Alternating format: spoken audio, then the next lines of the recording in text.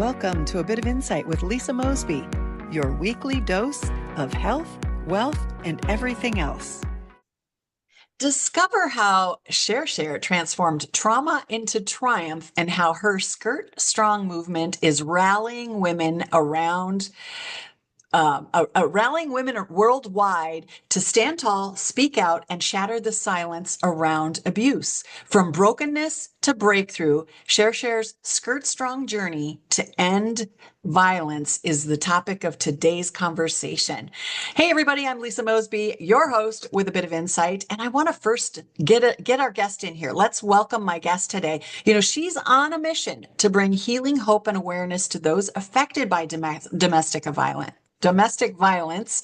She's actively building a movement that empowers women to break the silence and walk boldly in their strength. She's preparing for her annual Breaking the Silence event in October.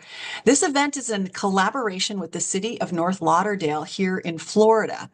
And my guest, Cher Cher, is also expanding her outreach with intention to create future events in other cities and in her home country, Jamaica. She's continuing to mentor survivors, speak at community forums, and partner with organizations to drive awareness and change. Cher Cher herself is a domestic violence survivor who founded SkirtStrong Inc., which is a nonprofit dedicated to empowering women and raising awareness. She served as a spokesperson for women in distress for 2 years, and she is the author of Life After Brokenness. Her book, which is her testimony of how she has turned trauma into triumph, reminding others in the world that faith, resilience, and purpose can break any chain. Welcome, Cher Cher. Thanks for being with me today. Thank you, Lisa, for having me. Yeah, my pleasure. You know, your roots are in Kingston, Jamaica, and I want to start there. How did growing up in Kingston, Jamaica shape the resilience and sense of purpose that you carry with you today? Well, living in Jamaica, because we have this laid back attitude where Jamaica, no problem, man. You know, that's our motto. We have no problem. It's not that we do not have any problems, it's just we tend to approach our problems with a sense of humor behind it. Uh-huh. And growing up in Jamaica, you know, I'm the last of 3 children. And so I was pampered by my 2 sisters, older sisters and mom. And it shaped me I was an outspoken person in terms of just wanting, as a travel agent, to be honest with you. I was a travel consultant for over 30 years. So that helped me to bring people together. And I loved being a travel consultant because I was not only doing a job, it gave me the opportunity to speak to people. People come to purchase tickets and they're like, you know, I have this problem. I said, tell me about it. Yeah. So that's where it started. And just a quick mention, I got pregnant at the age of 16, had my child at 17. And within that time, I was going to this school, but my teacher, this guidance counselor, reached out to me one day and she said, you need to be a guidance counselor. I'm like, I'm just 17. She said, but you're always counseling people. I'm like, I didn't realize it. So I guess that's where it started from. Yeah, we get formed during those early years, don't we? We formulate kind of who we are, our personality develops. And when you're surrounded by people who can support you and see that and kind of nurture you along in that direction, it's amazing the leg up that it gives you on life. It gives you a head start of everybody else because you discover what it is that you're good at. So that's such a great frame of reference if we think back to those times when we're kids. You know, we're talking about trauma today, specifically domestic abuse trauma. Was there a single turning point when you said, enough, I'm breaking free from this violence? Can you tell us about that day and maybe what happened when you stepped into your power? I stepped into my power first at age 50. I got up at that morning. I'm like, I got a new attitude. I'm not taking nothing from nobody at this time. So that's where it started. I really got up. I'm like, I've had enough. Enough is enough. But then I really found my strength after my near death experience, that last near death experience with my abuser. And everything that I was told by him, I started reversing that in my mind. And it started by, for years, I would not file a restraining order because he always told me that, oh, a restraining order is just a piece of paper. I can get to you before the authorities do. And that kept me silent, really silent for a while. But the last event woke me up. When I thought about how my son, 17 at the time, could have come downstairs and find me just lying cold dead downstairs because I was held with a knife on my throat saying he was going to kill me. But I was able to escape that and got called authorities. So as soon as the police turned left, I got the strength to turn right and went straight to the courthouse and filed my restraining order. And that's where I started my breakthrough. Yeah. Yeah. And I think everybody has to have that defining moment where you just say enough is enough. And I like it when you use those words. Enough is enough. Tomorrow's a new day and let's start it strong. And that brings me to your kind of your icon, your motto, skirt strong. I want to know the origin story of that. Why the skirt? And how does that symbol rally women to unite and stand tall against abuse? Okay, so SkirtStrong came about when I was getting prepared for an empowerment conference, to speak at an empowerment conference for women in distress. And after laying out my suit of clothes, I go through like about 10 outfits, but I finally got to the final one. And as soon as I did that, I got a conviction in my spirit. And I heard it so clear, Lisa, where it says, now you this now you know what you're wearing. I need you to remove the pants and put a skirt. I said, why? I was talking about to the spirit. I'm like, why?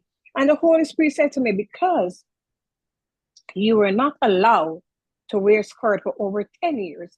Because each time you put us, and this is what he was reminding me of. And I look back and I'm like, oh my God. He said, each time you put a skirt on to go out, you're accused that you're going to commit adultery.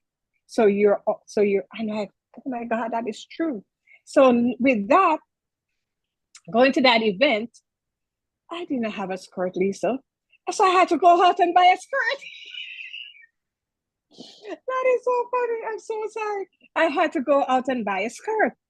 And after I bought the skirt, came back home, heading to the event, I was told again by the Holy Spirit, I need you to add what I just told you to the end of your speech. Lisa, I did. At the end of the speech, I said, oh, and let me just take this time to, since I know I was coming to a women empowerment conference, I decided to empower myself. And this is how I did it. I did something that I've not done for over 10 years, and that is wearing a skirt. It was a group of over 300 people, and they were like, because I'm like, you're a woman, skirt. But then I said to them, what I mean by that is because I was not allowed to wear a skirt for over 10 years because my abuser believed that I was going out to commit adultery each time I put a skirt on. But here I am tonight, standing strong in my skirt. Uh-huh. And everything and the entire building was in uproar.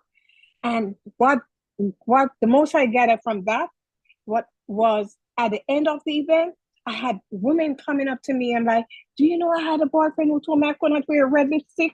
Do you know? And just women just pouring in things that they were told, but they would never speak it out until I did. So that's the voice I'm trying to bring out of for women. Yes. Yeah, it's the resiliency and the word that you used, empowerment. You decided that to empower yourself. Well, we don't have to wait for permission. We don't have to wait for anybody else. It's our life. We get to take responsibility. We get to choose what it is for us that empowerment is going to look like, whether it's buying a skirt or wearing that red lipstick. It brings me back to your book where you talk about faith and resiliency. Like, how do you rebuild faith and resiliency within yourself?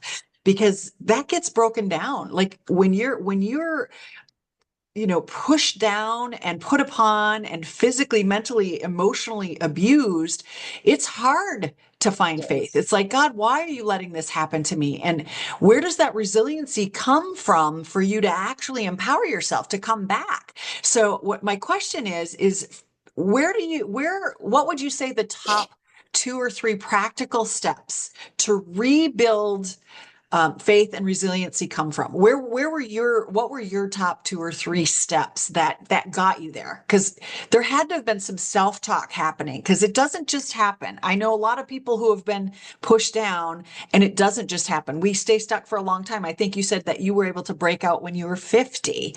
And so that's a long time under that rule. 10 years of not wearing a skirt. So I'll stop there. Two or three practical tips to encourage the women who are listening to step out of those situations.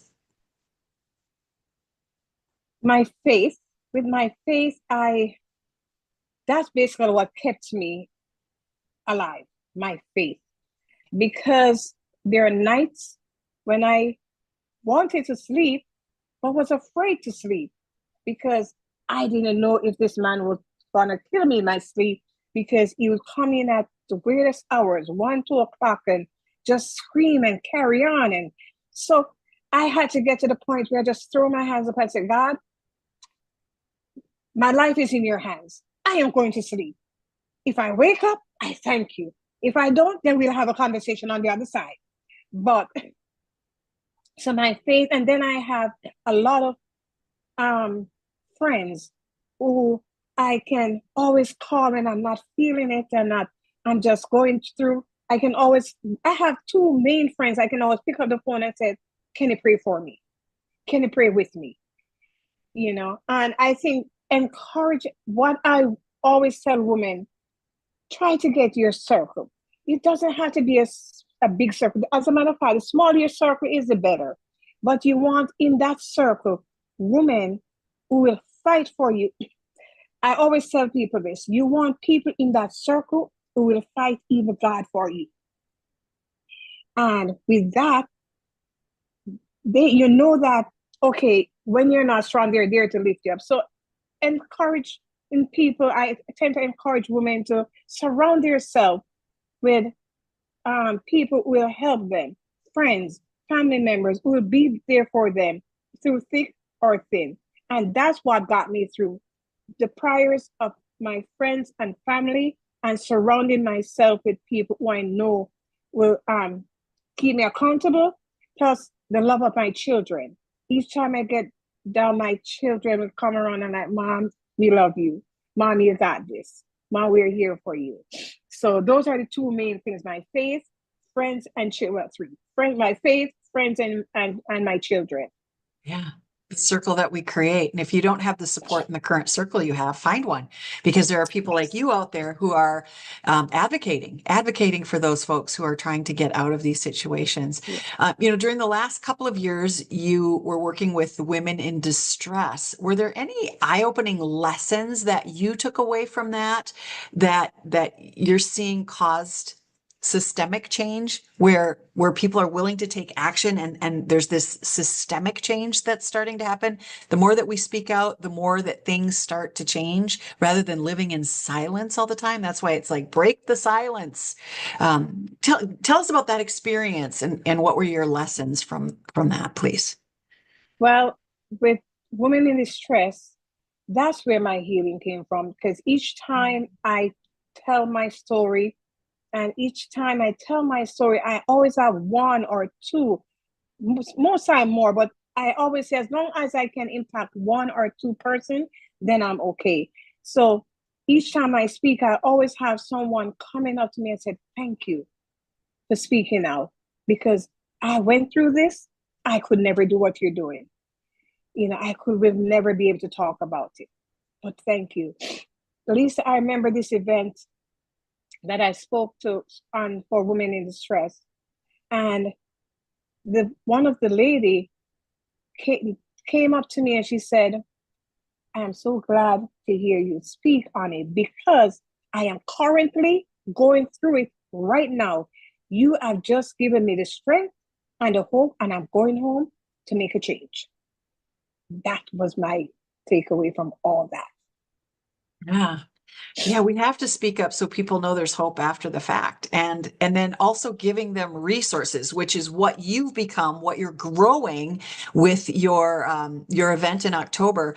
Looking back at last year's event, what were the big wins from that? I know you partnered with the city of North Lauderdale, and you're bringing in the community, you're bringing in politicians, you're bringing in powerful people who they are the ones, they're the lawmakers and things that can make changes around this. And you've been rallying and organizing this in October for the annual event. What wins did you have from last year? What change have you seen happen over the last 12 months? And then what's new on the horizon? Do you have some big goals for this year's event? What are you expecting to happen? Okay. So the takeaway from last year's event is um, we had a question and answer section after, and we had, of course, on the panel, I had a BSO officer, women in distress CEO, and so forth. And not only that, I had two men, probably three men in the crowd at the time. And this young man stood up and he said, "I want to talk about the abuse that I went through. Just listening to you all, I can," and the entire room went silent because for a young man to stand up and tell about what he went through, and as he said, I was at the brink of taking my life. And something happened where I got a call as I was heading to where I was going to take my life. I got a call from this older man who told me that he had something for me to do. But I all believe it was a God intervention. But with that being said, I also had a woman in the room. She said she called over one of my teammates. She said, "Whatever you do, please do not put a camera on me. I'm literally in that space right now where I'm hiding from my abuser, but I wanted to be here." So, and with women in distress, giving them the resource, know that, hey, you do not have to say it. Here is a shelter. Here's somewhere you can go. Here's something you can do. And so that was my big takeaway, that people understood that there was an escape route. And we explained to them that here are the signs. As long as you can recognize these signs, which is what we're here to do, to let you be aware of the signs, as soon as you recognize these signs, find even one person you can confide in and start to take a little piece of clothes, one suit today, your important paper. Just try to take little things at a time away from the house and give it to a friend or a family member to keep. So when that day comes and you plan your escape, you do not have to worry about trying to gather all these things. That was a big takeaway that women was in awe with. Yes. Yeah, and you don't know when you're in the midst of it, I call it my brain goes into buffer mode. You know how when the computer just spins and you can't Yep. pull anything out of it? My brain starts buffering sometimes. And I think when women or even young men or anybody can be in a domestic violence situation, doesn't it crosses all boundaries. It crosses Yes. culture, it crosses race, it crosses sex. It doesn't matter if you are in that situation. Your brain gets into buffer mode and you can't think of what to do. For those of us on the outside of that, oh, it's so obvious. Why don't you just leave? Because there's so many things that your brain is thinking about. Like, how do I protect myself? What if they find me? They've threatened to kill me if I ever leave. There's all of this other baggage that comes with just leaving. Where do I go? How do I make money? How do I survive? Where do I live? All of those things. So, the space that you've created in holding this and bringing community together to have these conversations and talk about it and bring awareness to it. The folks that show up, many people don't know that they're there because they're trapped in those situations. They're just there learning, maybe not speaking up. But for those that do come forward, it's a trickle down. Their Yeah. stories are helping other people, giving them courage, giving them faith, giving them hope, all of those pieces. And I know that you've been doing this just in Florida, and your dream is to have a global vision of taking it to other communities, taking it back to Jamaica. What does that look like? Are you asking for other cities to partner with you? I mean, this is a platform where you could put that message out right now. What would you like to ask of other communities or organizations in helping you to spread this mission?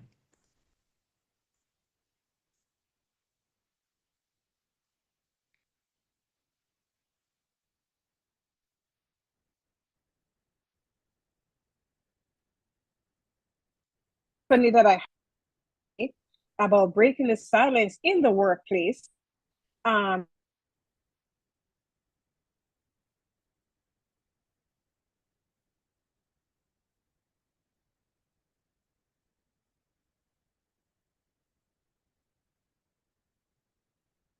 the morning to for work, but I used to love Monday mornings because it's my way of getting escaping my home, you know. So by being able to bring this into the workplace, and as the title that I'm gonna have behind this is the hidden battle behind the desk. And I really want to expound on this as much as I can so that people and employers and supervisors and managers can start being aware. Why is my employee not at work today? Why is she coming in late? What's just bringing that awareness, not just to the survivor, but also to the managers, the supervisors, so that they can know that, hey, this is happening in our workplace. What can we do? Because you do have some of those men who actually go to the workplace to meet the women after they escape the home. And that's a sad part of it, because with domestic violence, once it's a trickle down, as he said. So here it is, you leave the home. Because now that you leave your home, you gotta leave the job, because that's the next place they're gonna go look for you. The job. So now you lost your job. And now you're like, okay, so now they're gonna go to my friends and family. So you try to stay away from your friends and family so that they don't find you there. It's just a trickling, it just trickled down. And the sad part of it, what I realized, Lisa, is that a lot of women actually go back because at the end of the day, they realize I don't have nowhere to live. I do not have an income. So let me go back. And that's the sad part of it, because most time they don't make it back out alive. I hate to say it. So with this upcoming event, I'm having an awesome panel for October, an awesome panel where I have two dynamic men going to be on there. And I'm bringing in people from professionals, from kids in distress, because we also want to hear about it from the kids' point of view. Yeah. Children who watch their parents go through this. So I'm building a panel where it will come across. You hear about domestic violence from every aspect of life, from the male point of view, from the mental point of view, from a child's point of view, from a community leader point of view, from the BSO, the police point of view. Just bring it all together, plus from survivors. So hopefully with all of this, I'm here because we need help of every kind. Volunteers to put everything together. We need sponsorship to get all the work that we're doing together, the material, the program, the flyers. I mean, sponsorship in cash or kind. It's just a wide cross area. We are open to any and everything and everyone. So you're fueling the mission, but where do people make these donations? How do they reach out? How do they get in touch with you if this is something that they want to participate in any way, whether it's volunteering or financing or something else? How do they find you? My email address is SkirtStrong23. I got it from Psalms 23. So SkirtStrong23 at gmail.com. And the phone number is 754-299-2188. And I also have Facebook, SkirtStrong Inc. on Facebook and on Instagram. And for any other, as I said, you can reach me at that phone number for any other contacts. For donations, just I'll tell you. Yeah, and all that information will be in the show notes too. So if you didn't get off the audio, I know many of you are listening on your phone, and you can pause and go back, rewind, and write it down. If you have access to the show notes, whether it's on Apple, Spotify, wherever we are aired, you can also look at the show notes and you'll find it in there. We've talked a lot about the organization, your personal experience. Let's dip into mentoring survivors. Could you walk us through maybe how do you guide women from crisis to competence? Because that's something that's heavy on your heart, and I know you've shared some stories with me. What does that look like? Can we give hope to these women who are out there? There is mentoring available, and what would it look like if they wanted to seek that out? Yes, there's mentoring available. You can always reach out to me via my email, phone number. And as I always tell people, my phone does not have a clock. So if you have to call me at 1 o'clock in the morning, please do. Because if you do call me at 1 o'clock, it's because you have a need. And I promise you, I'll be there. My promise with SkirtStrong is you might be trying to escape. You might not know how, but you just might want to get out. And I promise you, you have my number. If you call me and you said, I want to leave, but I don't have a ride, tell me where you at. I'll grab a company and we'll come get you. And we will take you to a safe place. Women in distress is always a good place to start. 211 is a good place to start as well. If you are really in dire need, you can always dial 211 and they will give you the source and the resource for women in distress and other places where you can go for shelter. Yeah, I didn't know that about 211. Thank you. Yeah. Yes. How is spirituality and counseling kind of intersected for you when you're mentoring survivors? How important is that for long-term recovery? I want you to speak to that because you talked about your faith, and that's what really got you through all of that tough stuff. Some of these women may not have a Bible, they may not have faith, and so, how do they start to maybe do that in secret, in the closet sometime? How important is it to the recovery, and how do they get started in getting a deeper connection with faith? Your faith, you need your faith because that's what's going to bring us out. I'll give you an example. For my book, Life After Brokenness, I remember after my abuser left the house, I got up one morning around 3 o'clock, which is the time I get up to do my devotion, because I always tell people when I'm mentoring them, just try to get an intimate connection. I said, if I'm cooking, I'm like, okay, God, come on, we're going to cook. We are going to cook. So you're going to add your flavor. I'm going to work. I'm like, okay, Daddy God, we're going to hit the road. You got to be my guide. Try to incorporate him in everything you do. And you're surprised to know how it becomes easy after a while. The book titled Life After Brokenness, I got up this morning in question and I said, okay, God, I know you're a strategic God.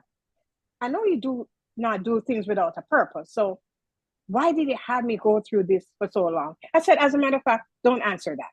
My question is, what do you want me to do with all this experience that I just went through for 28 years? And he said to me, right. I'm like, who? I'm like, who? He said, right. I said, right what? He said, a book. I literally laughed. I said, a book? Me? I said, okay, I'll do so under one condition. You will have to give me the title for the book. And I left it like that. 2 weeks after, I was just in my kitchen minding my own business and I heard it so clear. Life After Brokenness. I'm like, what is that? He said, you promised me if I gave you the title, you'd write the book. I'm like, oh, okay. So that's how the title for Life After Brokenness came about. And I just want women to know that you do not have to pray no long, deep prayer. You just have to whisper in your heart, God help me. That's all you have to say when you're in dire need. I promise you, he will hear you. That's all you have to say, God help me. And if you want to be a little deeper, you can add to it. God help me out of this situation. God, what do I do now? Lisa, I remember each night my ex used to come in just at 1 o'clock and make all this noise and curse and carry on.